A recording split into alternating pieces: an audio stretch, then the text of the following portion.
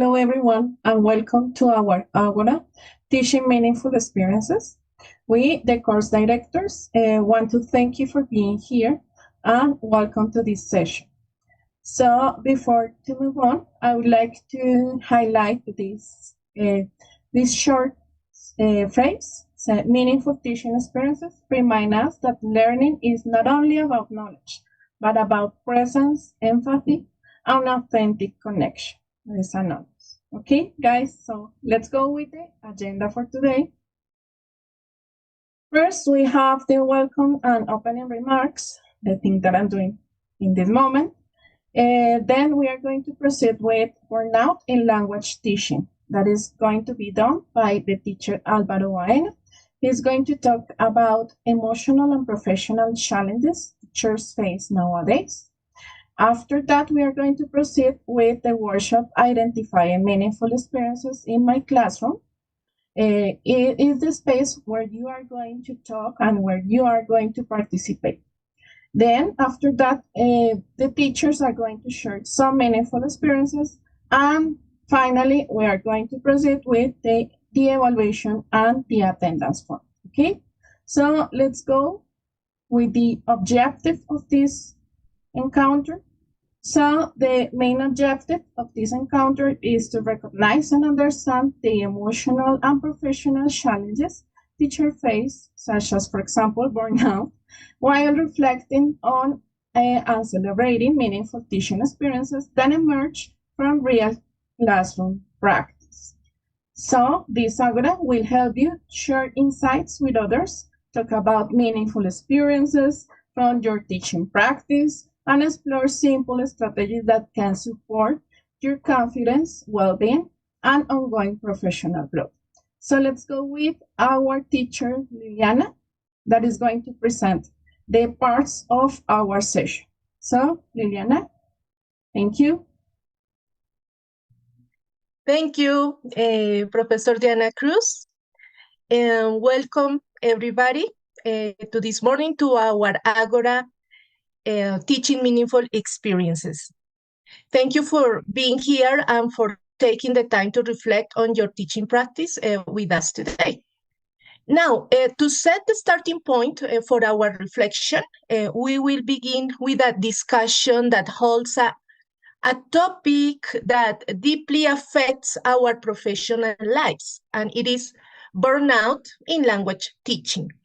This is going to be a brief session on the emotional and professional pressures that language teachers often face, and an invitation to reflect on how these challenges appear in real classroom contexts. So it's my pleasure to introduce Professor Álvaro Baena, who will guide us through this important discussion. Álvaro Baena is an EFL teacher from Armenia, Quindío, with extensive experience in instructional design, AI-enhanced learning, and bilingual training. He has led and contributed to high-impact educational initiatives across major institutions, including SENA, the British Council, Corpo Educación, and multiple universities and training centers in Colombia. With a strong expertise in project coordination, educational technology integration, and professional development for teachers, Álvaro has designed training programs for customer service, English teaching, and technology-supported learning environments. His work emphasizes innovation, accessibility, and learner-centered methodologies. He holds a BA in Teaching English as a Foreign Language, and advanced graduate studies in education, higher education, management, and ICT-mediated learning. So, Professor Baena, welcome, and there you go. The audience is all yours. Thank you very much. Can you hear me well? Can you hear me well? Yes, Professor. Yes, okay. We can hear you. Okay, thank you very much for that introduction. I'm very happy to be here today. To begin with my topic, let's begin with a reflection. I developed interest in this topic since it happened to me. around at around 2009 or 10. I remember I was teaching at a school, and I was writing on the board verb to be, and just it hit me right in my head, like, why am I doing this? Why am I teaching this again? And I looked at my students, and they were just making the same faces every student made when introducing a new topic. And I was like, what am I doing with my life? So I started my interest in the fact that something was happening to me. So I discovered that it was something called the burnout syndrome. Um, could you please move on to the next slide? Thank you very much. So I discovered that I was like going into a zone that was very comfortable to me. You can call it the comfort zone. That I was doing the same things over and over again, and I was getting very comfortable with my job, but I was at the same time getting bored with the things I was doing. So I discovered that the quality of my classes was being affected by my current emotional state. So the quality of the sessions was being affected by my well-being. I was in a very, very dark place when I discovered what was happening to me. Can we pass to the next slide? Okay, thank you very much. Okay. Okay, this one is good. So we English teachers, language teachers have an additional burden to what other teachers have. We are understood by colleagues as maybe entertainers. I always tell my students that we don't have to be entertainers. We don't have to be game delivers and all the time aiming at bringing games into the classroom, because that is also tiring. Also, there's an additional burden that we have to teach many skills at the same time: how to listen, how to read, how to speak, how to understand communication. There are also national policies that add extra burden to our job. We teachers, English teachers especially, we have the tendency to find several jobs. For example, in this moment of my life, I have like 3 jobs. I don't know if my colleagues here have different jobs. We have the tendency to find different jobs, things that other teachers, probably mathematics teachers, but Spanish teachers or philosophy teachers, they don't have. They don't do this because we have a wider range of action fields to go to work at. So we have this tendency to find several jobs. We need to keep updating what we know about language. For example, every day we have new slang, we new phrasal verbs, we have new ways of speaking. We have new tendencies in education, especially in foreign language teaching, that we need to be aware of and we need to apply in our classrooms. Now, for teachers who are at school, they have this Escuela Nueva, they have extended schedules, they have investigation, semilleros de investigación, we have things like that. and we are participating in all those things when you are giving the direction of a course. So this represents additional work overload accompanied by the forms and all the administrative tasks that you have to do at your schools. So all this burden start to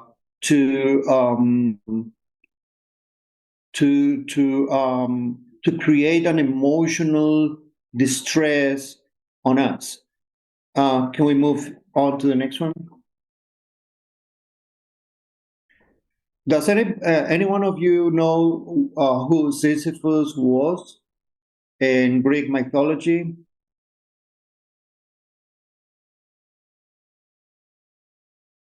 You can talk. Anyone? If you don't know, you can tell me, no, teacher, I don't know. Learn to say, I don't know. We don't know. Okay. Sisyphus in Greek mythology was a being that was punished by the gods to roll a stone up a hill, to roll this as a big stone up a hill. If you want, you can move on to the next slide and we can see the picture of Sisyphus. So he was punished to move a big stone over a hill for the rest of his existence. So when he reached the top of the hill, the stone would roll back down the hill again, and he would have to go back, pick up the stone, and roll the stone over to the top of the hill, year after year for his entire eternity. So one of the things that happens to teachers, especially to language teachers, if we are to teach at schools, is we teach the same topics with the same method over and over again, and we teach promotion after promotion. Our grow up, they leave the schools, and we are stuck in the same cycle. It doesn't matter if you take a master's degree, a PhD, it doesn't matter. If you stay in the school, you are going to be doing the same thing over and over again for the rest of your lives. So what happens to many teachers that are compromised to their profession and to their lives, they start getting this tiredness, like there is no purpose in life. Because many of us, we study masters and PhDs, but if we are in the public system, the only thing that we probably will reach is a pay raise, but not different work conditions. And this will affect our mental health, want it or not. We are going to be affected by this repetitive cycle in our life. So we do the same thing with the same students, the same quality for years to come. Our students are promoted, they leave the schools, and we are in the same doing the same job. We have the tendency of change activities every 5 years since we enter the academic system. When we go into school, we go from kinder or whatever to first grade to fifth grade, 5 years, then you get promoted to high school, then you study in high school until 11th grade or whatever you call it. And then, so that's 6, 7, 8, 9, 10, 11th grade, 6 years. And then you leave the high school, you go to university, and then you study at university for 5 years, then you get promoted, and then you go to work, or you go to a master's that is 2.5 years, and something like that. So every certain period of time, your life gets a promotion.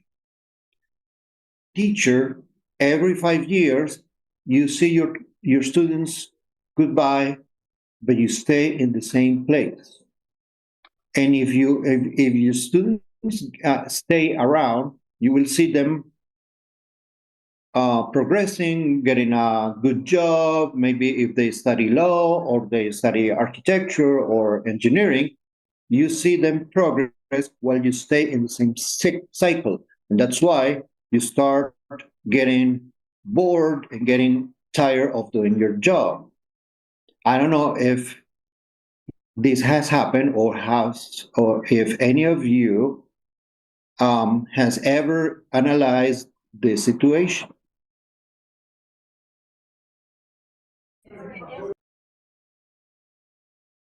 Or have you had this feeling?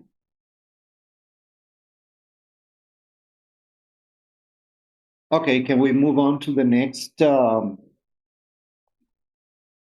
slide, please? Okay, so what happens is to the people that I interviewed, we go into 3 stages of the burnout: is emotional exhaustion, depersonalization, and reduced personal accomplishment. So in this job, we constantly feel at the beginning, we feel drained without energy or emotional resources to face the workload. Then we develop. What happened? I cannot see my. Can you see my screen? Okay. We then become ironic, irritable. We get emotionally from our students and colleagues. And that's why you many times see teachers with photocopies sitting at their desks, not doing anything, just complete this workshop, complete this copy, and that's it. Because they got tired of trying. And then we have the reduced personal accomplishment, feeling that the work no longer has meaning, value, or that one is not longer competent. Many people call this self-sabotage, autosabotaje, when you start saying to yourself, I'm not good at this, I don't want to do this, I'm not good at this, or I don't like it, people at my work hate me, my students hate me, and things like that. Think about this. This is probably case, but this has happened to many teachers I interviewed. Can we move on to the next slide? Okay, let's go from anecdote to evidence. I'm going to do this very quickly. Next. Okay, when I developed this study, the population was 19 English teachers, EFL teachers. I used the Jenkins inventory for personality types, type A and B, and the burnout level, the Maslach burnout inventory worksheet. Can we move on to the next slide? Thank you very much. So the unexpected finding was that teachers with type A personalities, that's competitive, impatient, as me, and the type B personality, like relaxed teachers and assertive teachers, were the majority of the study. So many teachers are relaxed, are easygoing, while I thought at the beginning that the burnout was happening to people like me. I am a little anxious, I am a little nervous, I am a little stressed to deliver my classes in the proper way. So basically, I thought that the burnout was happening to people like me. But I discovered that the majority of teachers in my study were type B personality, were relaxed, assertive, easygoing, social, and so on. Can we move on to the next slide? I think I'm running. I'm taking too much time. You let me know, please.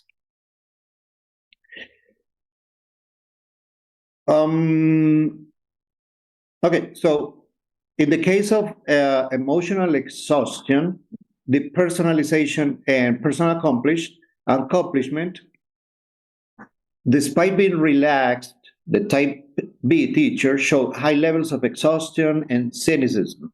They still felt accomplished, but at an extremely high cost. They were on the verge of full burnout. So this means that in my sample, in my study, they were kind of emotionally tired. They were kind of ironic and hurtful to their students. I don't know if you get this. Like sometimes the students were like, teacher, lo que pasa es que no pude terminar el trabajo porque se me fue el internet en la casa. And the teachers were like, papi, ¿yo qué puedo hacer? A todos se nos va el internet, debe haberlo terminado de alguna manera. So the human factor was starting to diminish, to disappear because of the tendency to get burnout. Could we move on? Thank you very much. So I understood that the system was the real guilt, the real one to blame. Sorry, to blame over this. So the cause number one was work overload, and the second cause was the excellence trap. This is very difficult because of very delicate, because in this correlation, when we teachers are trying to pursue further studies, excellence, in order to improve our quality of work or in our quality of life, that brings an extra overload to our lives and create more burnout. But also the second factor, or the one important factor, was the work overload. But this is something we cannot escape from. We cannot escape from the administrative tasks. We cannot escape from study to find excellence, to improve our lives. Actually, this is part of the Maslow's pyramid of needs. The studying, training, and cognitive improvement is at the top of the pyramid. If anybody is familiar with the Maslow pyramid of needs. Can we move on to the next slide? Thank you very much. So the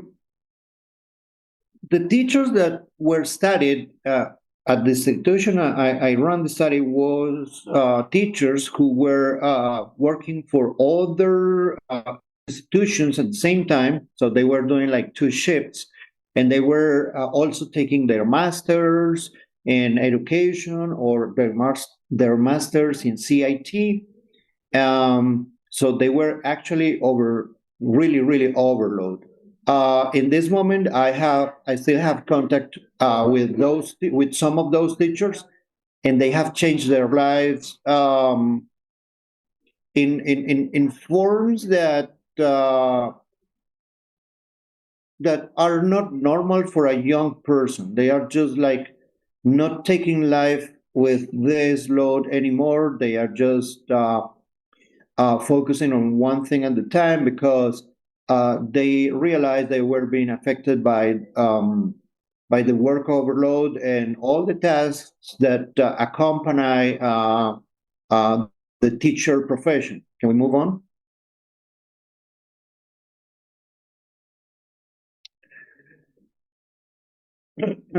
Okay, so let's focus on the quality of our job. We already mentioned the reduced empathy, the reduced empathy. So we are going to focus on lower quality. The quality of our job is affected by the burnout, and if we don't know that we are getting burnout, we don't know what to do. So many teachers have left the profession. Actually, I know a teacher that wasn't part of this study. He was in the public system, and we all know that the public system is the best place to go work for, because we are going to get a lot of a better salary, a lot of benefits, etc. Particularly, he left the public system because he was really burnt out, and he went for a job that has no benefits. And he preferred to go there to work without benefits than keep doing something that was really, really affecting his health. And also, very talented teacher. This one is a very talented teacher, and he is now improving his teaching methods, because he told me he was actually bringing copies into the classroom. He was tired of trying.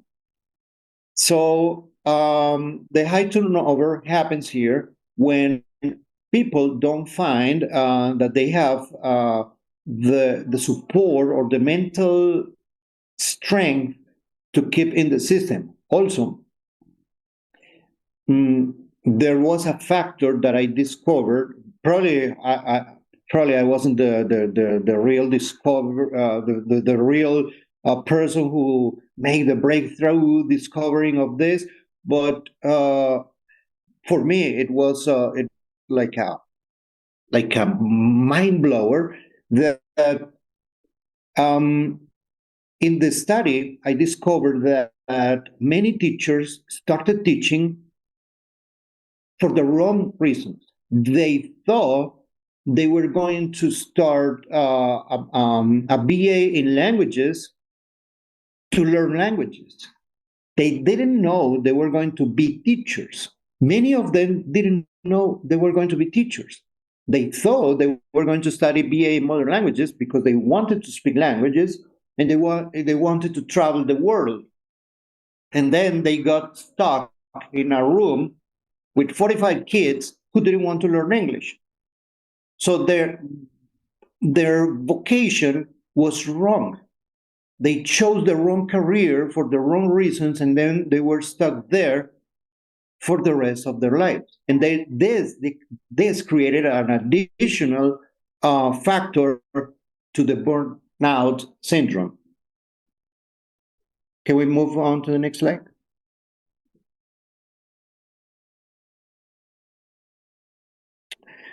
So the proposal to overcome burnout, and this is for each one of you, because the system is not going to be changed. And if you work school that is aiming at a quality certification, the administrative work is going to be higher. If you work for a university that is quality certified and you want to be part of that system, your administrative load is going to be higher. So this is something we cannot change. Also, if you want to be part of a university like, for example, UNAD or I don't know, Universidad Quindío in my case, or any big university in Colombia, you need to keep on with your studies. You need to at least to have a master's degree. You have to do investigation. You have to take your PhD eventually. So this is something we cannot escape from. But there are two things that institutions and teachers can do. The first thing that institutions can do is to create systems to honor teachers for their value, for their contributions and experiences. For example, first thing that I have to say is, for me, to have been called to deliver this speech is an honor. I think I am honored to be here today. So this gives me additional value, and this gives me a recognition for my work. This makes me happy, actually. So create systems of recognition. This recognition also helps if we balance the work hours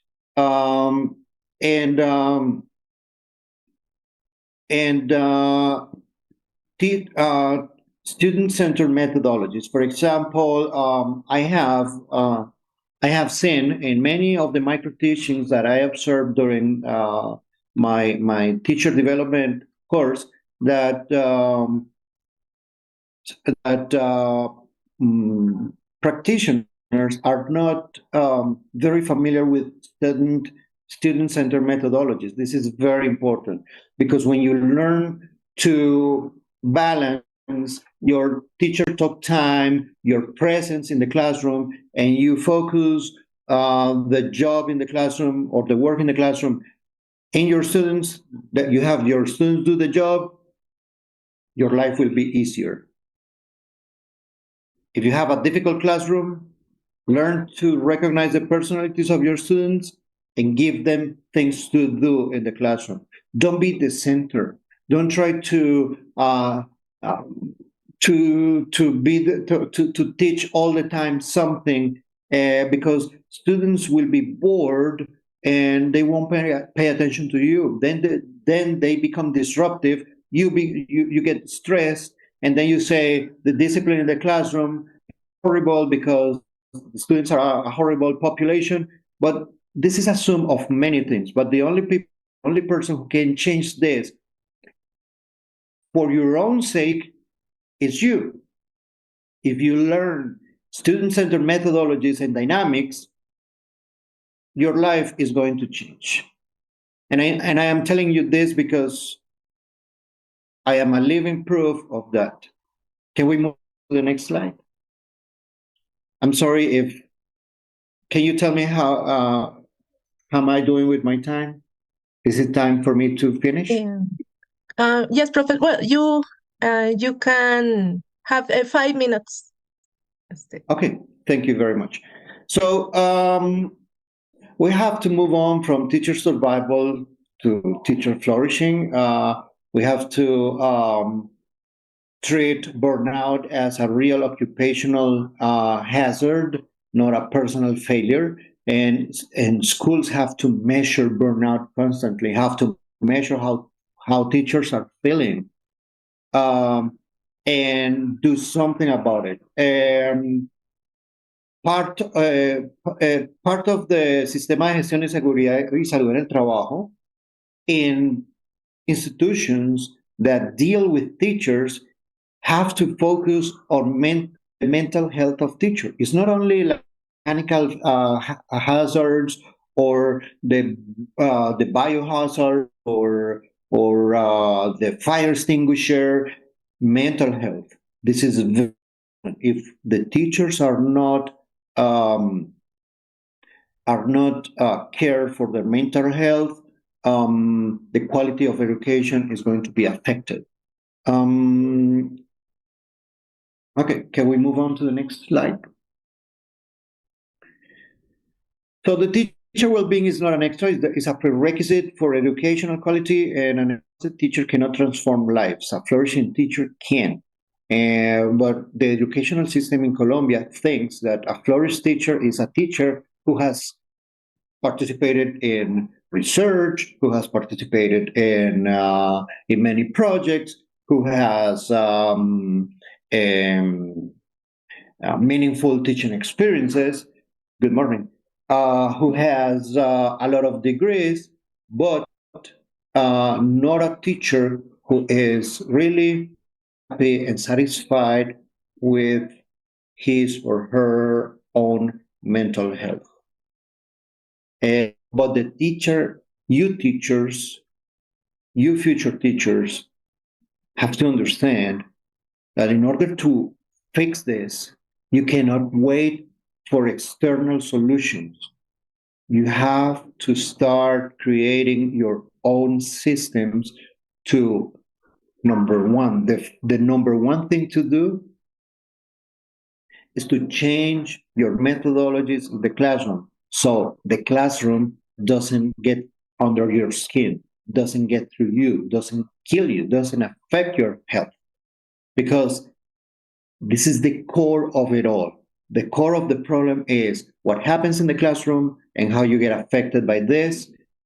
The other things cannot be changed. You have to cope with those things. But if you fix just one thing here, that is your class delivery, the other things are going to be more easily handled. Thank you. Can we move on to the next one? Okay, my friends, that was it for me. If you have any questions, feel free to ask. Thank you very much, Professor Baena, for shedding light on such an important topic, because your reflection help us better understand this emotional dimension, emotional background of our work, and also remind us that recognizing the burnout is the first step toward healthier and more sustainable teaching practices. Sure, well, before we move on, we would like to open just a brief question and answer space and comments. I would like to first let you know there are plenty of comments in the chat on our YouTube transmission.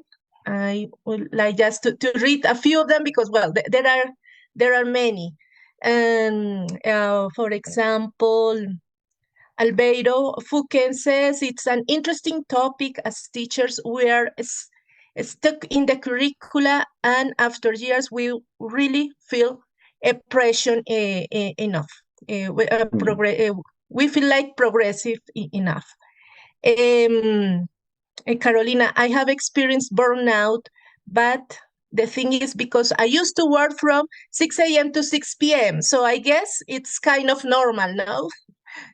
That's what she says. Well, that's a problem because you cannot normalize a difficult. This is a mental problem. It's mental health.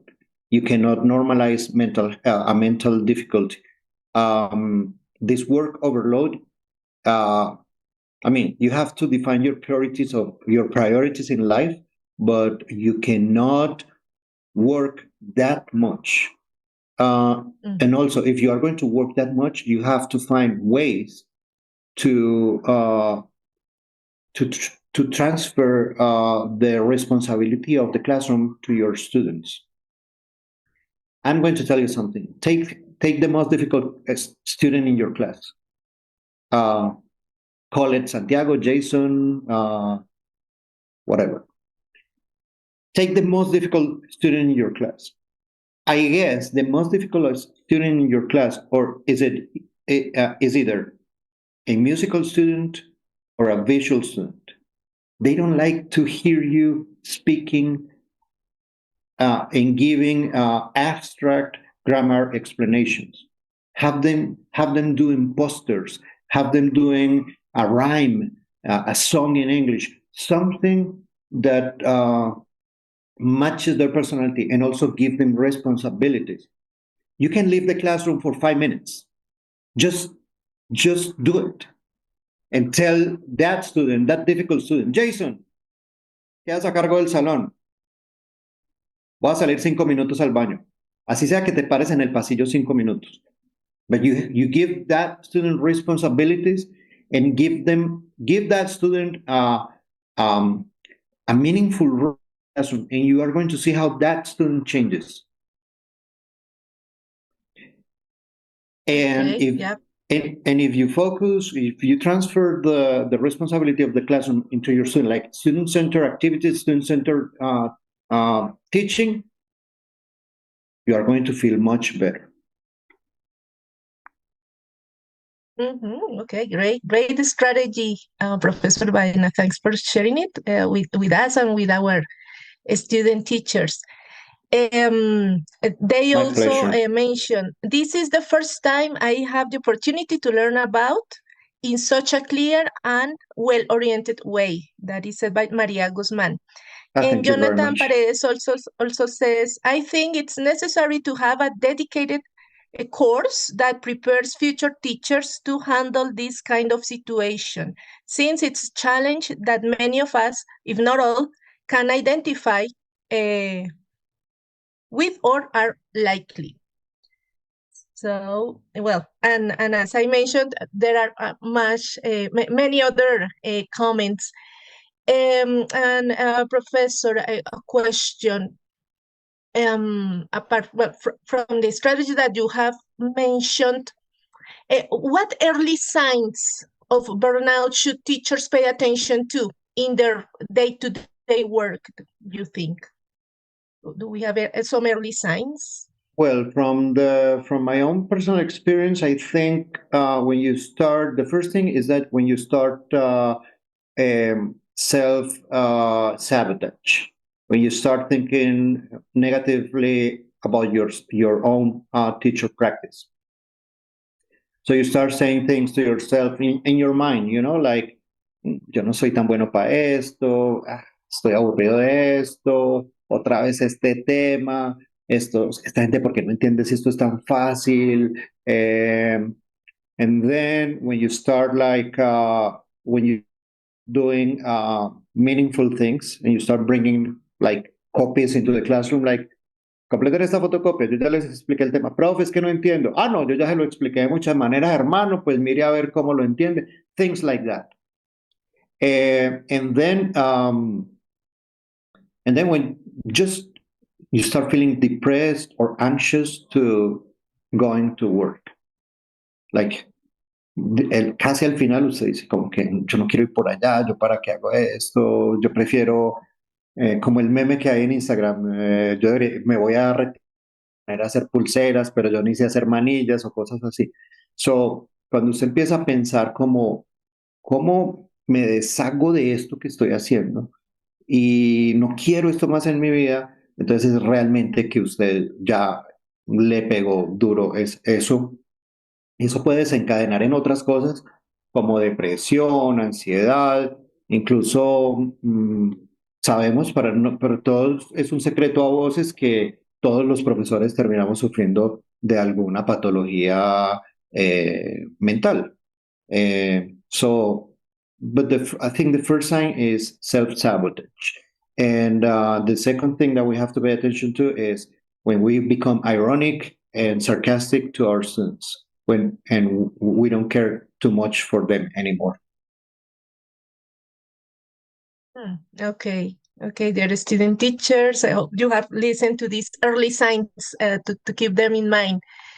And are there any, I don't know, concrete or specific practical strategies that educators can integrate into their daily routines to prevent the burnout before it escalates? Yes. The first thing that I think you need to do is you have to change the way you teach every class. I mean, it doesn't matter if you're teaching, say, I don't know, the simple past. It doesn't matter if you are teaching the simple past and 4 or 3 or 5 or 6 times during your school term. Change the way you do it. Change the way you do it. Don't do it the same way. Don't start your class with, okay, we are going to teach the simple past. The simple past is for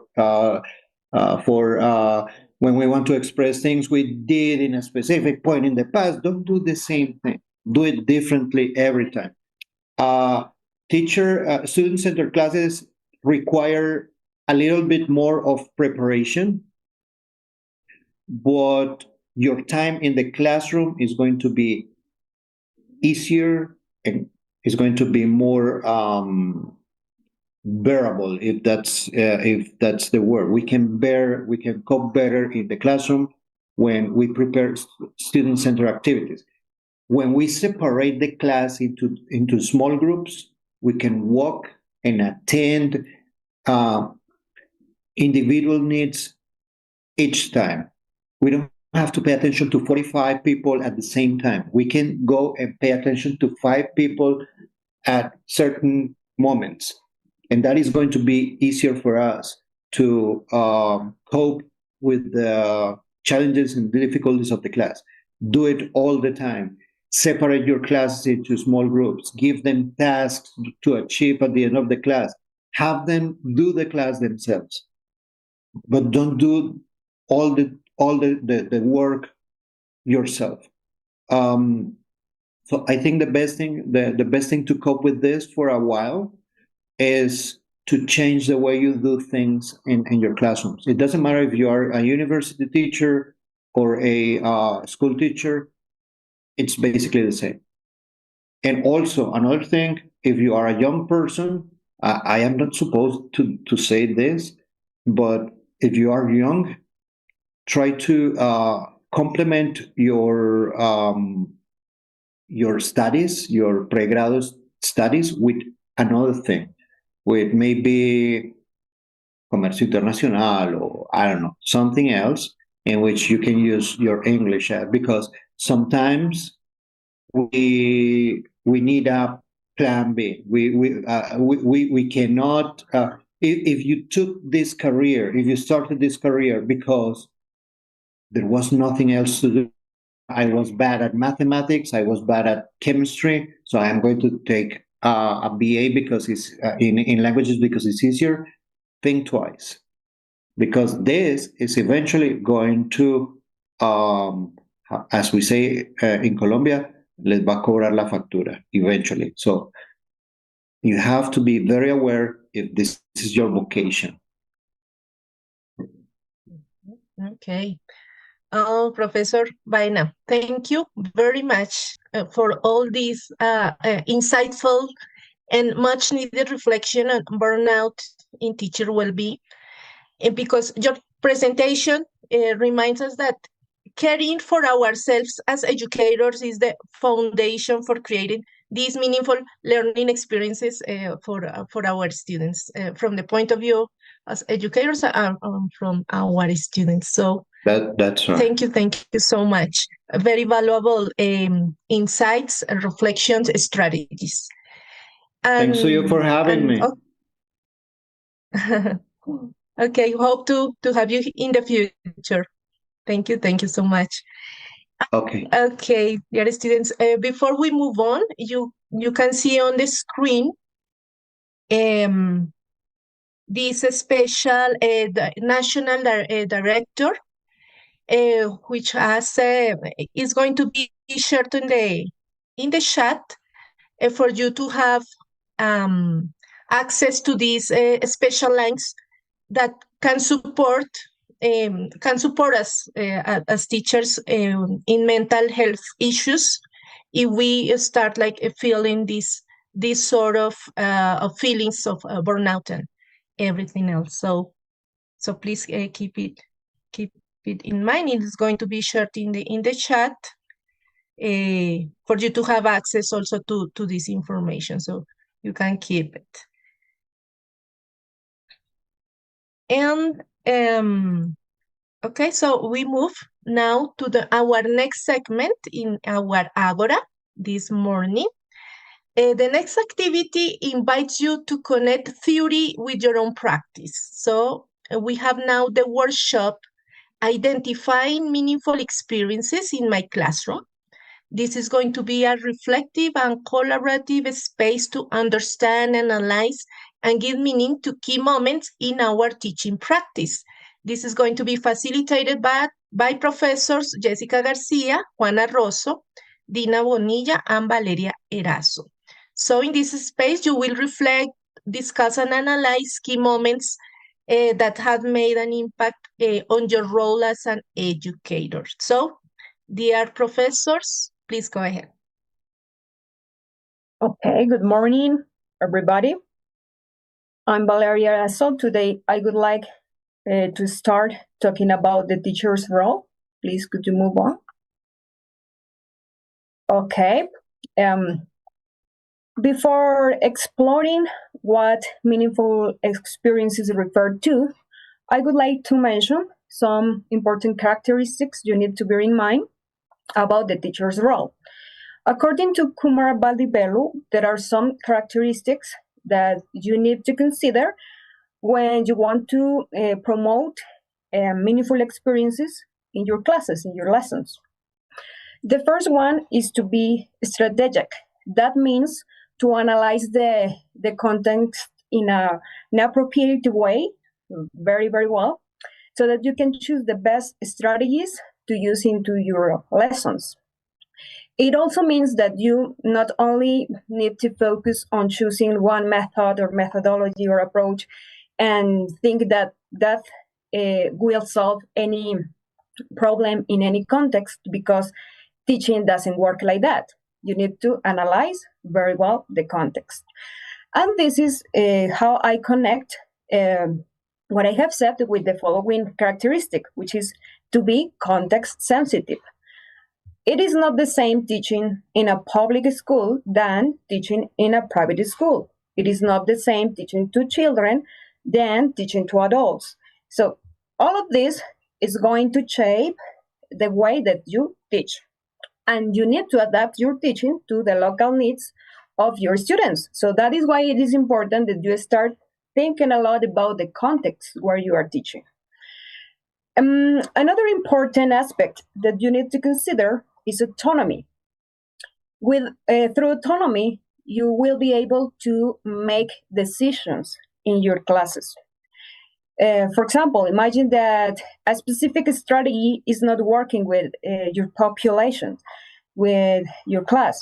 So you will realize that, and you will adjust your teaching strategies in order to achieve better outcomes, right?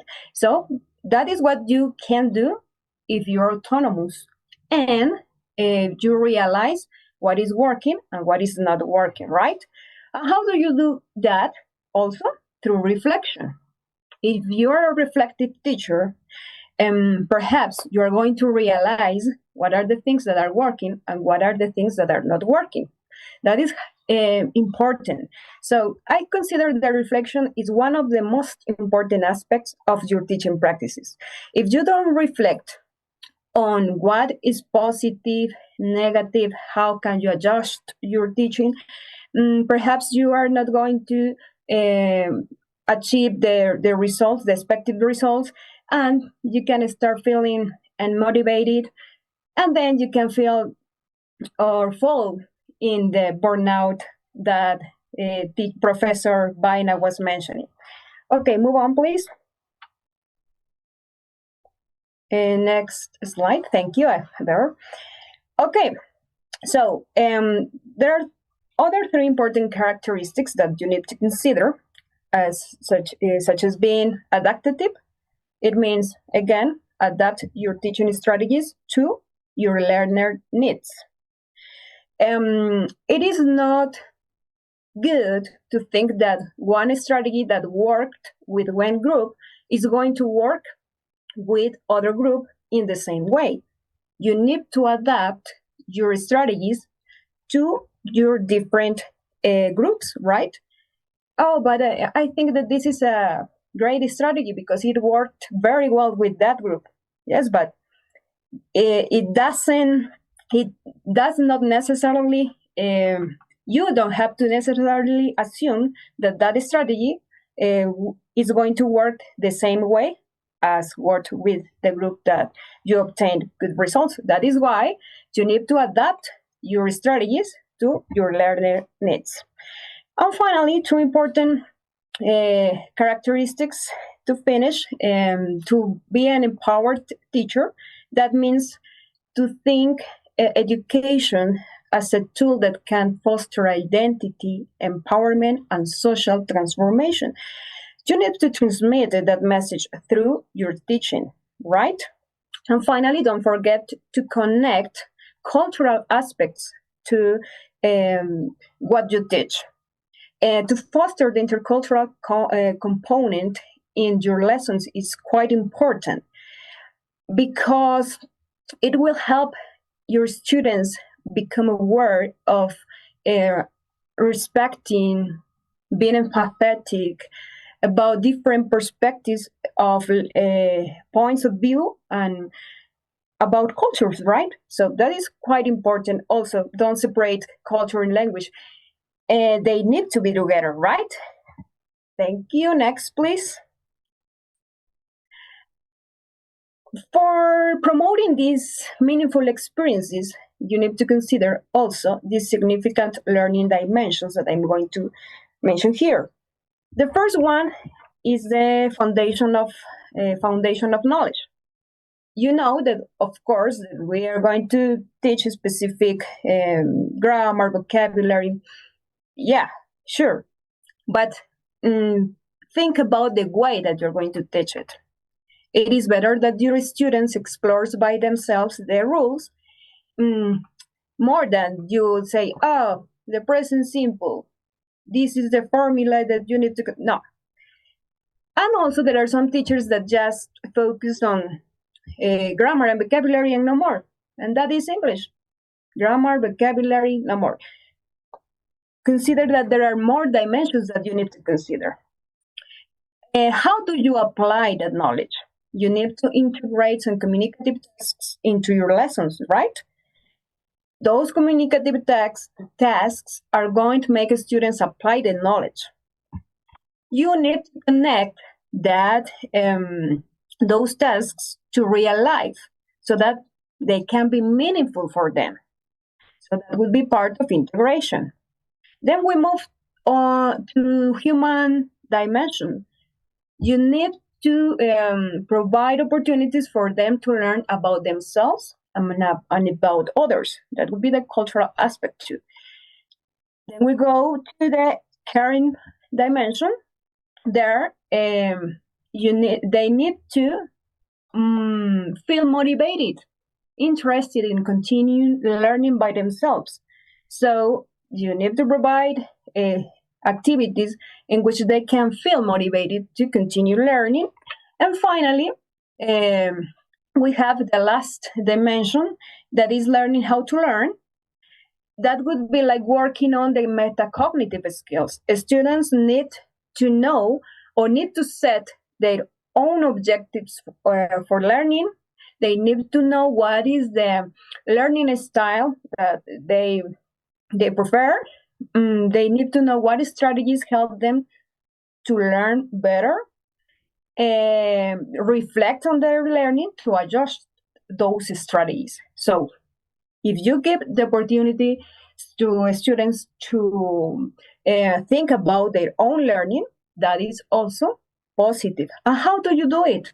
There are many ways in which you can help them, including reflective journals, reflective essays, including perhaps the flipped classroom approach that will foster autonomy. And so there are many strategies that you can use there so that your students can foster the self-directed learning and autonomy. So those are the dimensions that we need to consider. And so don't think that just foundation of knowledge is enough, because that is just the first part, right? And we need to consider the whole experience, the whole dimensions to generate good experiences in our lessons. Now, my colleague Jessica Garcia is going to talk about what meaningful experiences are. Are you there, Jessica? Hello, hello. Can you hear me? I think that your microphone is off. Sorry.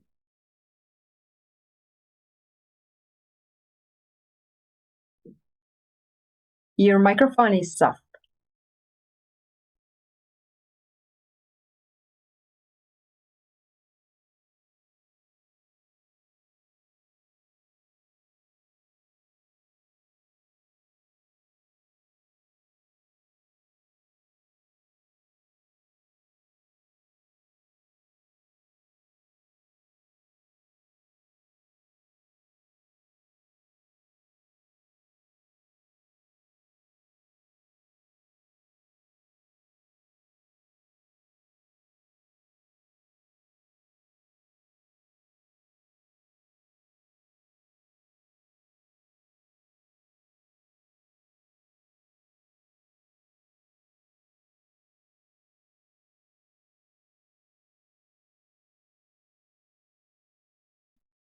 All right. Meanwhile, please remember that we've shared in the chat the access to a tool where you can call, where you can find help in case you have any mental health emergency. So the idea is for you to go over and look for the information over there.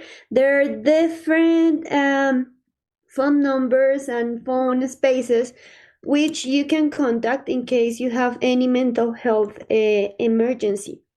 Remember that being a teacher is not a matter of maybe getting tired of doing over and over again the same thing, but remember that we are in touch with so many people day by day, that we are in charge of so many emotions and so many different experiences, life experiences, and it doesn't make us like we are not made of steel. We are people, and we are having also emotions, and our emotions need to be taken care of. Please make sure that you look for help, because you are important, because you are there doing an exceptional work. Like educating the world is something exceptional, so you need to care yourself, and you need to take care of your emotions and your own feelings as if it was the most important thing in the whole entire world. So we are going to start with our exercise. We're going to start with the exercise that we are here for. We are going to be developing an exercise. Remember, we are going to share 2 different forms. The first form is going to be the form that is going to have us participating in this meeting. We are going to move with the participation over here, the active participation over here in the chat, with the first form. This is not the attendance form. We are going to have the attendance form in a little bit as well. And we are going to have first a different form. So we are going to have a teaching experiences form, in which we are going to do to answer 3 different questions. Okay. First of all, provide us your name. This is not the attendance form. Remember. First of all, remember to provide us your name and select like make a tick on each one of the courses that you are taking this academic term, like 1604 academic term. Okay. There are different options, and those options there are the options that we have the courses validating the Agora for. You are going to provide us your name, provide us the different names of the courses you are taking this academic term, and after that, you are going to share with us your meaningful experiences. We are going to talk about meaningful experiences and what they are in a little bit, but we want you to start with this exercise. Meanwhile, you are listening to us as well. So the first question is for you to describe and analyze a meaningful teaching experience from your practicum. Please use the following questions to guide your writing. Okay? Where did you carry out your practicum? We don't want simple questions like at school Pepito Perez. No, we want you to mention the institution. What is the grade and the level of the language that your students have, and the general characteristics of the group. Also, please describe the meaningful experience. Explain what happened, who was involved, and why the moment or activity stood out. Why is this experience relevant for you? Tell us what you learned, how you grew as a teacher, or how this experience changed your perspective. Include some evidence. You may upload a photo, a screenshot, maybe a short video clip, a part of your field diary, a lesson plan, or any artifact that supports your description. We've created a short form in which you are going to be sharing with us the meaningful experience. We are going to talk about what these meaningful experiences are, and we are doing this because we were talking before about mental health and about burnout. A way to take care of your mental health is also realizing those nice things that happen to you during your practice, during your pedagogical practice development, and during your learning process of doing the teaching processes. So you guys are going to be sharing your experiences as a way to highlight those nice things that also happens to your life and that also happens in the classroom. This is one way of taking care of our mental health, and this is why we wanted to bring out this process also as as an Agora experience, because we wanted to not only focus on those strict things that come from the practical courses, but from all the nice things that are happening out there in your pedagogical practice that may not be seen during the development of your pedagogical practice courses. So please go ahead and start filling it. So now is the turn for I don't know, maybe Professor Jessica is now available. Yes, Yeah. I'm now here. Welcome. Yeah. Okay, guys. So, in order to continue understanding what is a meaningful experience and understanding what we suggest you or observe or provide feedback in this pedagogical component, it's also necessary to go to some authors. So, across different authors, educational psychology agrees that the meaningful teaching experience is a moment in the learning process where understanding, deepening connections occur, and both the student and the teacher transform the cognitive process inside. So here we have, you can observe different authors. According to John Dewey's, the cognitive process or a meaningful experience happens when all the learning is emphasized in linking past and new knowledge connections, okay, through the reflection. So for example, when you are in a learning session, you develop a warm-up activity with previous knowledge, okay, so you develop that activities, you make students remember a concept, a situation, a different scenario, and that is when you are providing a meaningful experiences. Connecting past experiences with new knowledge helps the students engrammate that process.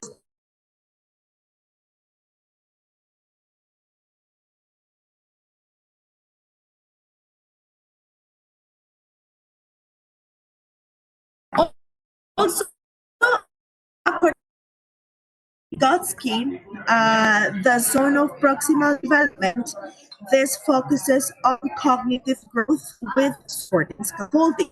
That means we provide a grouping knowledge. Okay, so if we are, for example, explaining about daily facts and situations that happen during daily activities, instead of providing just the whole grammar point, we start talking about different situations where that grammar sentences might be immersed. Okay, and we do that scaffolding. The scaffolding means that every process is going one step forward into until you get to the full knowledge concept. We also have Schulman's pedagogy that combines content knowledge with effective teaching methods. So it's not that you get stuck with one specific methodology or teaching approach, it's that you combine the best elements of every teaching technique or learning strategy, methodology, approach in order to provide that a meaningful experience to your student. And as Valeria mentioned before, is not that you just focus your classes on one single thing, or that an experience or a strategy that worked perfectly with one group is not necessarily the same one that it will work with another group of students. So you will adapt every concept and every situation according to your students' needs. So that is why it's so important that before you start teaching your classes, you know your students. You take the time to develop a diagnostic test or a diagnostic exercise that helps you understand your students, background, but also their own teaching needs and the preferences, the learning styles, and the way they feel they teach better. Okay. Then we also have Kolb's experimental cycle, when it focuses on highlighting the learning through concrete and experience and reflection. That means that your whole class is a living practice scenario. So everything in the environment is worth to be teachable. Everything, every opportunity, every interaction, every situation that you have in the classroom, it's opportunity to learn. So something that can come suddenly, such as you were working in a ICT lab, working with computers, and then the power electricity ran out. Okay, guys. So instead of getting stressed because you don't have electricity, because your whole class was planned on working on online activities, you can switch to another exercise, maybe teaching them vocabulary about that situation. So you teach about lanterns, power electricity, brownout. You start teaching vocabulary. You start teaching like, what can you do in that situation, guys? Say that in Spanish. Ah, teacher, I'm going to hide somewhere, or I'm going to light a candle. You start asking them what would they do when they are run out of electricity. So then you start teaching that vocabulary and teaching that topics, and that is also a meaningful experience. Instead of focusing on the problem that you have because you plan a beautiful, meaningful, and super fantastic class based on ICTs, but because you had the problem of the electricity, then you are blocked and you have 40 students in your classroom, stressed, screaming, talking, and you're super stressed because you weren't able to continue with that class. So instead of that, switch into something positive and make that class something meaningful by taking that opportunity or that situation as a chance to introduce a different topic that maybe is not fully related to the topic or the class you were prepared, but it's also an experience that students at the end will learn. Okay. And then we have Sean's reflection, that stresses the meaning construction through action and reflection. So that is possible when you teach topics instead of grammar points. Okay, if you focus your classes on a topic, for example, on the solar system, or about Formula One, or about fashion trends, or things like that, or ancient cultures, students will learn something interesting, and maybe they will feel connected with that topic, and they will see, okay, I learned something. So at the end of a cycle or a group of classes, or even at the end of the class as a wrap up, you can ask your students short questions depending on the language level and the age, but you can start asking them some short questions to make them reflect of what happened. Did they learn? Did they have fun? Will they remember the topic? What they feel more connected the most, etc., etc. Please continue with the next one. Okay, so it is important to also understand that contextualized teaching, it's a good moment when you learning to world situations. So that is where you activate the schema and you use concrete material. Concrete material means that it's something that from daily life situations. Examples: a magazine, newspapers, short videos, or any situation that happen around the classroom community. You use that as an opportunity to learn. You can also one of the other benefits of providing meaningful teaching experiences is that they promote long-term learning processes. Okay, so it's not about repetition, it's about having a situation or a concept that students will remember forever. No matter if 3 months have passed, no matter if the students were promoted to the next course, they'll still will remember those topics. So it always focuses on understanding and retention over memorization. It's not about memorizing. So those activities, when you ask students repeat, I am happy to do something that provides experience. Okay. Another benefit is that it improves critical thinking, because since you are providing examples or situations that happens in daily life of our students, they also will start thinking on the positive or negative impact that situations may have. Okay, so you encourage students analysis and evaluation of all information.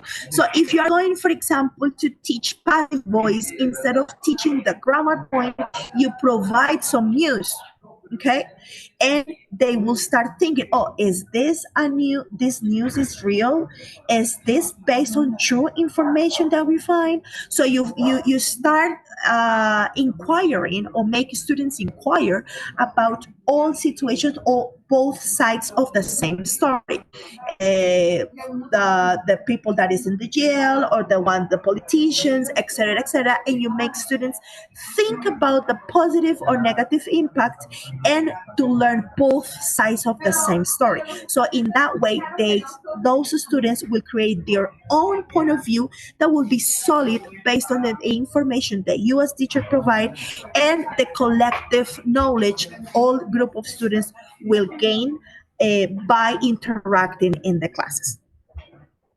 Meaningful teaching experiences also provide motivation and engagement, because they feel connected with the topic they are learning. They feel that they are part of the process, and they're not just viewers from a side. Okay, so that increases the students' interest and participation, because they feel part of that process. They feel that they matter, and they feel cared, and it's something that is close to them. So they feel that they can actually participate. So motivation is not something extra than knowing your students, knowing exactly what they do, what they want, and what they need, and prepare your whole classroom environment towards providing that experiences to make them gain more confidence, more knowledge, and practice what they are doing in different environments. Okay.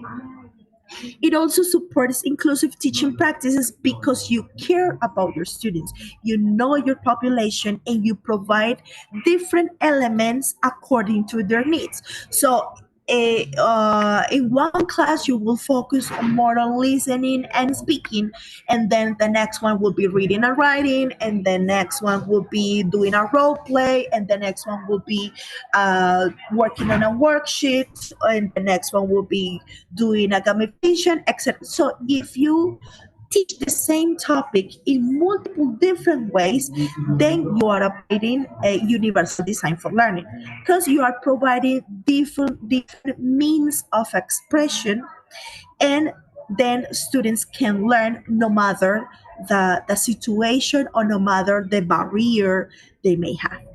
At the end of this cycle, these meaningful teaching experiences will strengthen your professional growth as teachers, and reflective practices. It always makes you think, what can you do better? What can you change? What do you think it worked or it didn't? And then you continue modifying those scenarios in order to improve those learning experiences, and also making it like more easier and meaningful and more entertaining for you also as a teacher, because you are immersed of the scenario. It's not that it's a position of when the teacher is way beyond and the student is below the ladder. Is that it makes you be in the same position. You are working and interacting together. The next one, please. So, how do I identify and integrate those meaningful teaching experiences in your daily practices? First, you provide the cognitive transformation. So students can show new ways of reasoning, questioning, and applying the knowledge. If they know that the passive voice can be used for when in the news, or if they are used when you are retelling a story, or different scenarios, then you can evidence that students actually learn that concept. Okay. The cognitive law, connected knowledge. Students verbalize how this new content relates to the prior knowledge. They make connections between some different points or topics.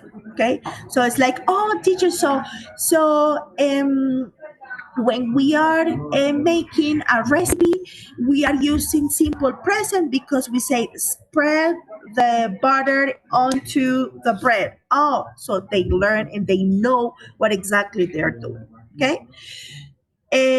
When students operate slightly beyond their comfort zone with support, then you are making them go one step forward. Okay, so and this is a common mistake when we are teaching in order to make students improve or go one language level further, is that we usually prepare our classes based on the same language level the students have. So if we are teaching, if you are with A1 students, we are preparing the material with the same AI level, A1 level, instead of going to A1 plus. Okay, so going something just a little bit deeper or higher to challenge your students to go one step forward. So if students make decisions, solve problems creatively, or justify their choices, then you can prove that students actually learn. And finally, if the teacher or the students reflect explicitly on what they learn and why, then it's also like the last step to confirm that actually that was a meaningful teaching experience. Okay, let's go to the next one, please.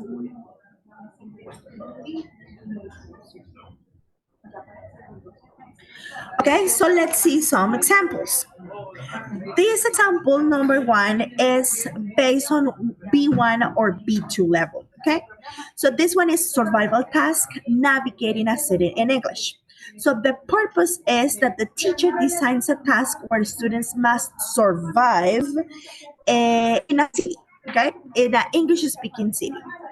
So you, before the material you will create will be a city map, some audio messages, short dialogues, and students will work in groups. You can group your students based on the knowledge, or based on the language level, or based on the interests, or based on what if they match better one student with another one, or if they feel more motivated or more connected or more confident. You can group students in any way you want to. Okay, so in this one, the teacher will provide scaffolding. What they have to do is that they must buy the bus tickets, ask for directions, describe landmarks, and solve lost tourist scenarios. Okay, so you provide some dialogues and they have to ask to another person how to give a direction. Okay, and that can be something that you can do in a real life scenario. You can ask for the permissions to the parents or guardians. You can ask to the school principal for the permission. You can have some parents to accompany you in the activity if you're going to a specific real place in the city you live. Or you can create a whole immersive scenario in your classroom. Okay, in your classroom, and you can ask to other teachers help, and that can be something that can be done easily, but this one requires previous preparation. Okay, knowing how to the directions, using commands, using knowing what's on and off, which is in front and behind. They need that vocabulary, and they need the grammar points before, and they need like how to interact with that, and the evidence will be if they are able to work in that situation, then you can prove that the students understood.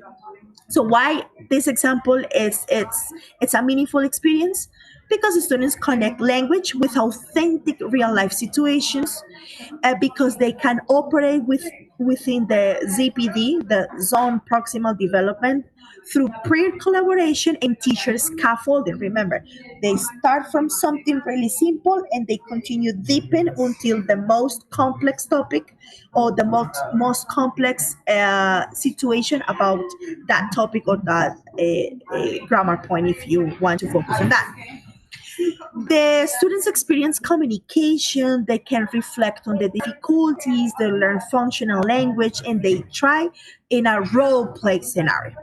And at the end, of course, the teacher aligns functional language, which is the content, with an appropriate communicative strategy, which is the pedagogy that you apply as a teacher. Let's go to the next one, please.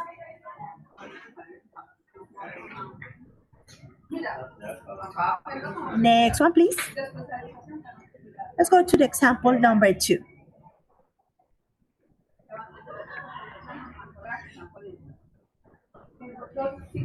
Can we please go to the example number 2? Okay, so this is for B and C1 level. Okay, and this one it's called cultural comparison through digital storytelling. So in this one, students have to create a short digital story comparing one local cultural celebration with a celebration from another English-speaking country. So to complete that task, students must research both cultures, so Colombian culture with that international culture. They must write the scripts, record voiceovers, integrate images and captions, and present the final product. So in this one, the teacher encourages reflection by asking learners to explain what cultural elements they selected, why they did select those, what are the similarities or differences they discover, and what are the most interesting facts about each culture. This one it's meaningful because the students can link personal experiences and cultural identity with academic content. So this one gives a task real significance. So remember that learning a language is not just learning words by themselves. Learning a language is also learning a culture. For example, in Colombia, we have a bunch of sayings and we have a bunch of slang that teaching that slang to a foreigner, it sometimes is kind of hard.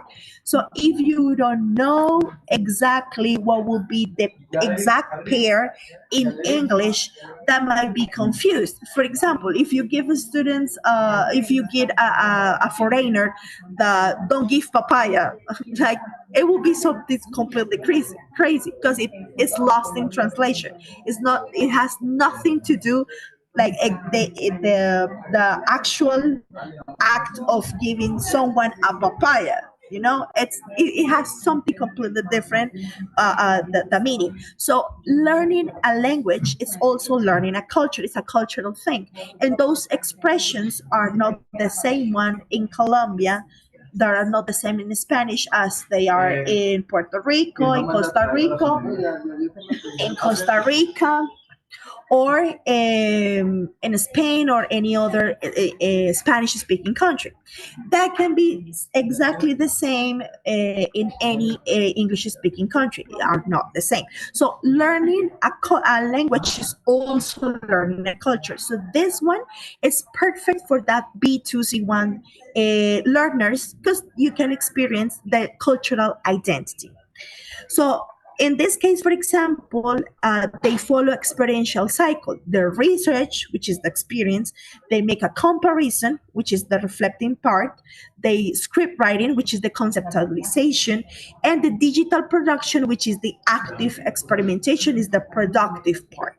Okay, so in this case, for example, both students and teachers reflect on the choices they made, like how language and culture interact each other, and how this multimodal approach helps communication. At the end, students develop language skills, technological competence, intercultural awareness, and they also build personal meaning by connecting their cultural roots with global perspectives. And let's show a last example. This one is for A1 and A2 students. In this one, students will learn about their routines. So this one is my routine in 10 pictures. This one is more focused on visual language and production task. Okay. So in this one, students will bring or take 10 photographs representing moments in their daily routine. Example, waking up, having breakfast, going to school, studying, playing a sport. And the teacher will provide sentence frames such as I wake up at, or I go to school at, and the teacher will model. It means that the teacher will provide examples and will help the students to understand or to see what are the actions behind those expressions. Okay, and it also models the pronunciation, uses gesture. The body language is super important, offers visual support, and continue providing the rapport, giving feedback on each student to check or to prove if the student understood the topic. Okay. Then students need to create a short routine using their pictures and write between 6 and 8 simple sentences. Okay, simple sentences, and record themselves reading the story. Finally, they share their mini stories in a small groups and compare routines with classmates. Why is this a meaningful experience? In this one, students connect new language to their real daily life situations, giving the task a personal relevance and continuity. Okay, so this one provides scaffolding, so learners can operate beyond memorization and then produce original sentences using the zone of proximal development, which is the topic that we have been talking lately. So in this one, students follow the experiential cycle because they use the personal pictures, which is their own experience. They discuss the difficulties, which is the reflection part. They notice some patterns of for example, in the present simple, which is the conceptualization. This one will be the grammar point, and they improve the sentences. They make corrections. The teacher provides feedback, and they make it better. So at the end, the teacher finds the conceptual, visual, age-appropriate pedagogical strategy. So as you can see, the 3 examples provided never focus on the grammar point or on vocabulary isolated. It all integrates everything into one single activity that makes students be prepared and be able to actually communicate in their real life scenarios. So now let's see some other examples in how to systematize and how to properly write a meaningful teaching experience. So now, please, Professor Dina Bonilla, go ahead. All right, thank you so much. That was really significant information, Professor Jessica. So can I share my screen, please? Thank you.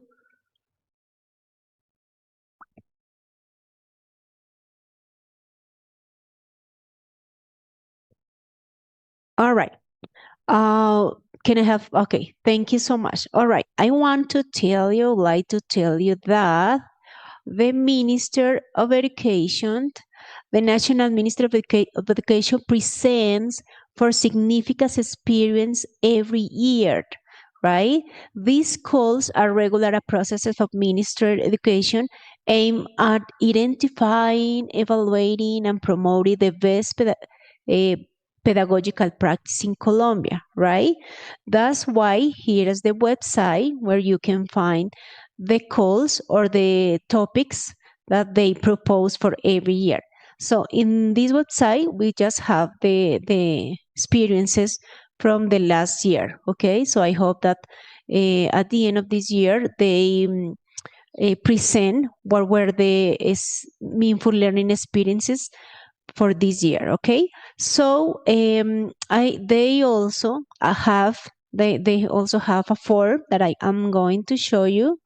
All right, okay, here is. I want to show you.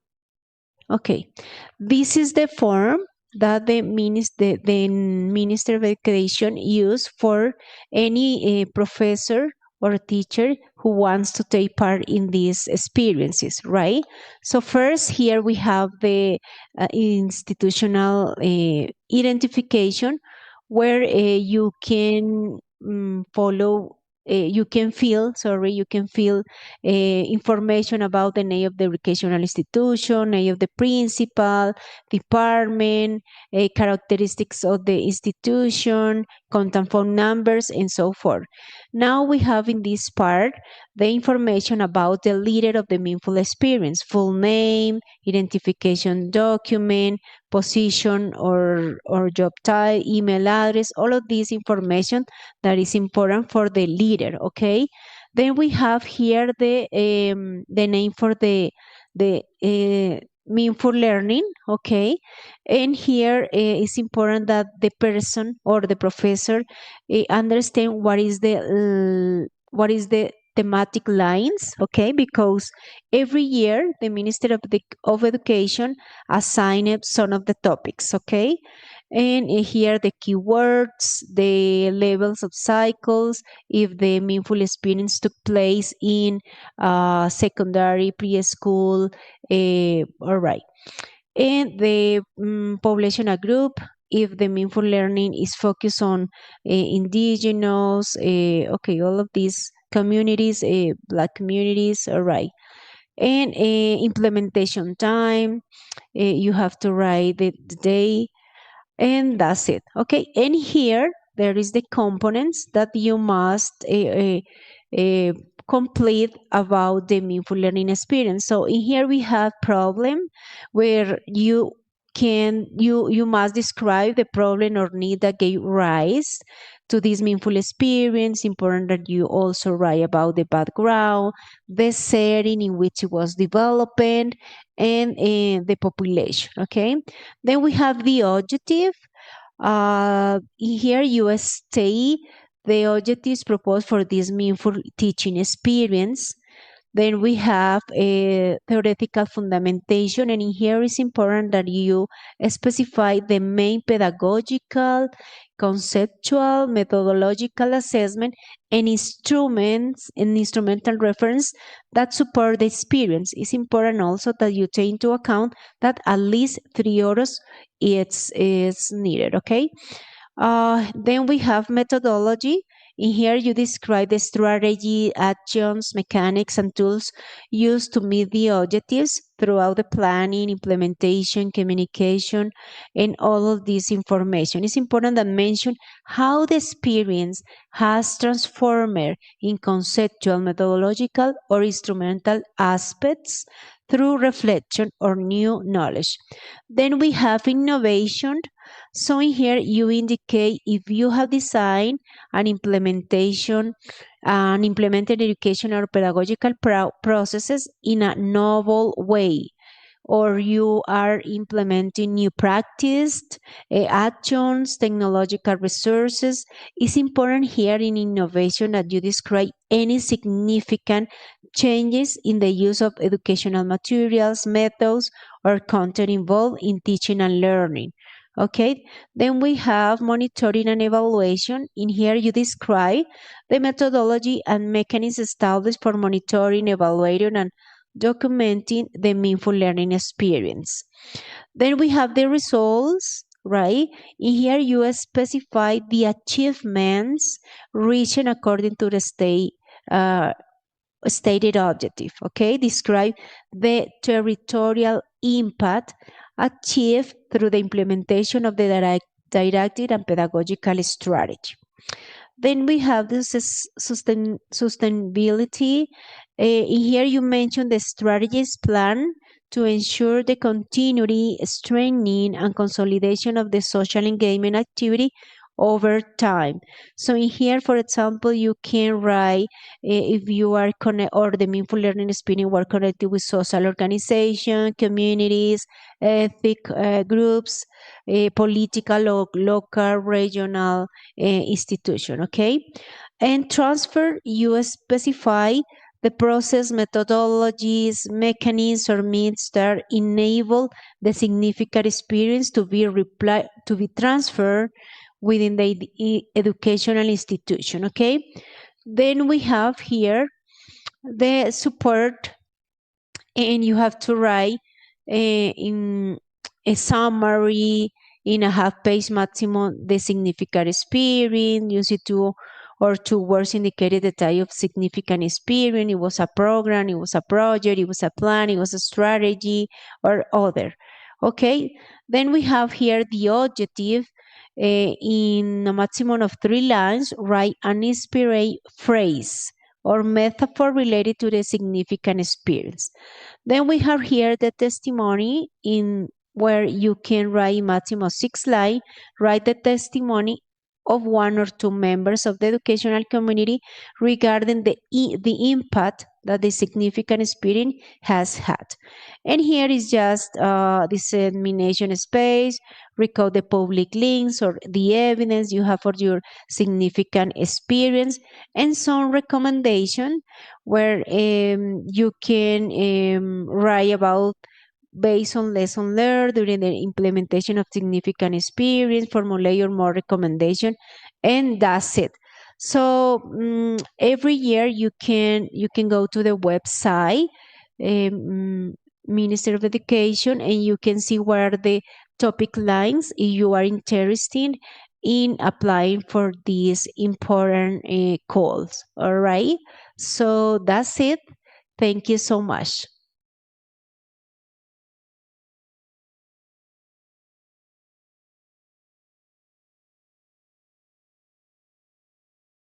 Thank you. Thank you, dear professors. Jessica, Juanita, Dina, and Valeria for showing us and sharing and exploring these meaningful classroom experiences. What we could see from this segment shows that meaningful teaching emerges from real moments, the challenges, the creativity, the small breakthroughs, and the decisions we make every day in our classrooms. And I think that across the examples presented, we can find like a common thread. Meaningful experiences happen when learning feels relevant, when students are engaged in authentic tasks, and when teachers intentionally connect pedagogy with real life needs. So thank you for all these valuable insights and information regarding how to detect, how to identify these meaningful experiences. And now it's time for, well, see some of those inspiring experiences. So right now, Professors Edner Suarez and Jairo Gutierrez are going to show us some of these reflections that you have started sharing in that forum that Professor Rosso showed to you just a moment ago. So they are Edner or Jairo. So we will want to see, well, those experiences that you could see that our teachers present right now had been able to share throughout this forum, shared a few minutes ago. So go ahead, please. Yes. Okay, concise explanation. In your practicum report, for example, briefly introduce the institution and the group of learning you work with, then describe one or two key teaching experiences that stood out, explaining what happened, who was involved, and the objective you pursued. Highlight why the experience was meaningful for your development as a teacher, for example, what you learn about classroom management, language teaching strategies, or student engagement. Finally, support your account with evidence such as lesson plan, student work, so many different screenshots that illustrate your contribution, and insight sparks of the meaningful experience. For example, my experience, la de Holger Camilo Aprais Polania, that is the full name. Which practical courses are you currently enrolled? Technology in foreign language teaching and educational research. En un contest of the practical institución educativa Fray Plácido, the grades was excellent in condition of the environment is nice and comfortable. In the second stage, relevance and meaning. He wrote, I've realized that the students need to learn in a different way because they like English, but the methods are now modern and dynamic. Evidence includes a screenshot, video, brief video, and some interaction student with videos and student works materials. I don't know with the link I'm going to share with the part. That was my experience in the Holger Prize Polonia. Teacher Ender, your meaningful experiences? Yes, hold on. Okay. Good day, everyone. My name is Enes Suarez Alomia, and it's a privilege to stand before you in this Agora. And this is a space to dialogue, reflections, and exchange meaningful experiences or ideas. And why I choose this, and I choose this meaningful experiences because it represents a key moment and in the personal and academic development. And for this reason, I decided to share it with the intentions of showing how experiences like this can transform the way we think. So, and I choose what is the full name? Is Lady. I choose this one because Lady Yurani Arango Calero, and she's teaching English children, en la comunidad virtual. In description, about student Rob, description, she says my experiences in the community is specifically in the essence preparation and regular English groups. It was positive overall and fully meet the initial expectations. And what happened during the experience? She says, she joined the little community and participated in two main groups. Focuses in preparing English, proficiency essence, and other dedicated to practicing every day, and conversational real English. Was involved, the main participants were myself and another community members who had joined to improve the English, and a group facilitators and moderators who organized the activities. And objectives, and she says the main goal was to improve English skills and actions and attend scheduled sessions and do part of the practice exercise and discussions topics that were provided. The outcomes, and she says she gained some useful tips to practice, particularly the exam preparation sessions. She said about the challenge, there was significant challenge, there was low level participation for other members, and she spent more dynamics and active conversations where everyone will contribute regularly. And also, why is this experience meaningful for you as teacher? Information, and this experience was meaningful because it improved a real world, low stakes laboratory observations, dynamics, and motivations. And why did you learn about teaching, learning, language development, or classroom management? And she says about teaching classroom management, I learned that the teacher plan is only good engagements and generates.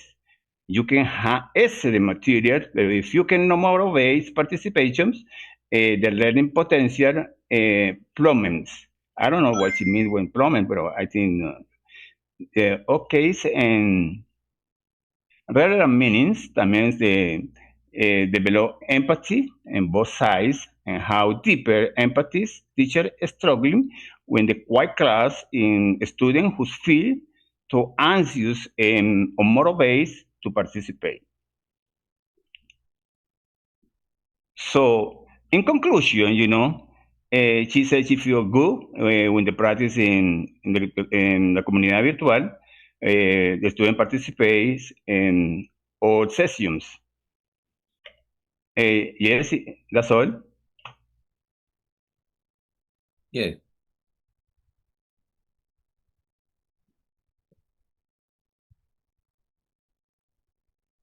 Yes, finish with this part. Go ahead.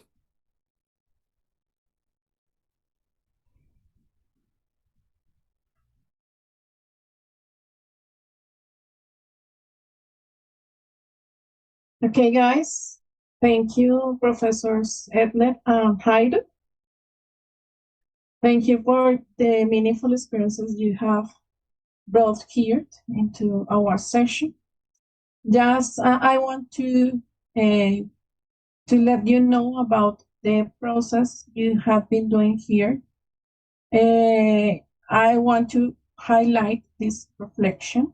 I don't know if you are seeing this in the presentation. I think you are. Yes. So every teaching experience, whether it went exactly as planned or not, teaches us something valuable about our role as educators, okay?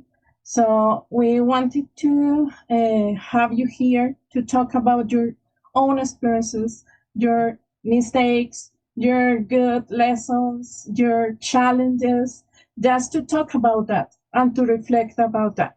So we want you to think about this process, that every step you take on your path of becoming an English teacher, every challenge, every confusion, every mistake, every small success teaches you and teaches us how to understand your learners, because we as teachers also learn from our students, from our mentors, from our colleagues, from everything.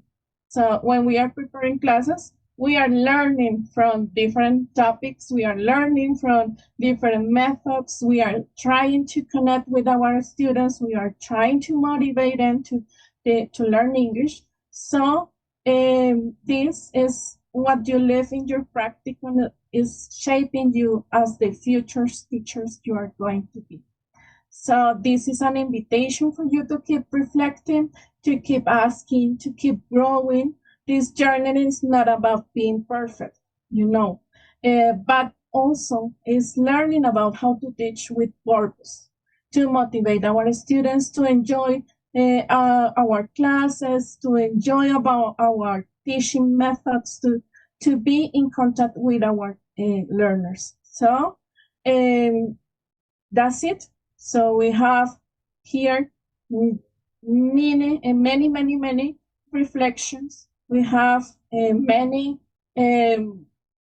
experiences, many teaching experiences that we keep with, that we grow together with those experiences. We grow with our students. We grow with our different things that we live together with our students. Okay, so that's it. Let's continue with, let's finish our session with the event attendance and evaluation. So here in the presentation, you can see the barcode, the QR. You can participate through the QR, and I don't know if it is in the chat. Let me see. And in the chat, you are going to have the link to register your attendance. Can you see it in the chat, guys? Yes. So Juanita has posted the attendance there. So please, your feedback help us grow and improve our next events. So please answer all the questions. That is going to be the evaluation of this session too. So let me remind you that you are going to have you have to fill in both forms, the meaningful experiences form and also this event evaluation. So in that way, attendance will only be granted to those who complete both questionnaires. Okay, so I think that's all for today. Thank you for being here. Thank you for your participation. We hope you could enjoy this session and see you next opportunity. So thank you guys and bye-bye.